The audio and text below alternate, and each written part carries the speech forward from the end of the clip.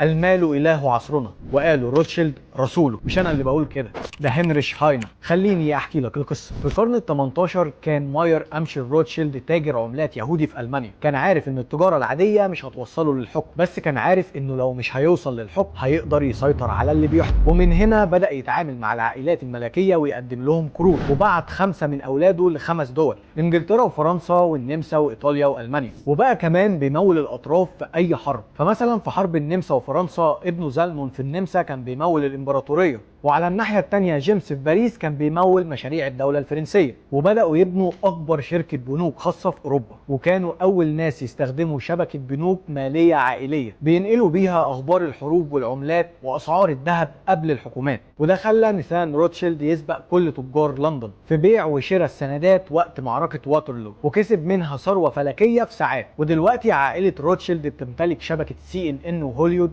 وماك وستاربكس وكوكا كولا ونسل السويسريه وتلت الميه العذبه في العالم، وده 10% بس من اللي بتتحكم فيه. وكل ده من غير جيش ولا سلطه رسميه، وقدروا يغيروا مجرى الحروب في التاريخ. ولحد النهارده الدول بتتغير والانظمه بتقع وهم ثابتين، لان اللي بيملك الاقتصاد يقدر يحرك الشعوب زي ما يحب.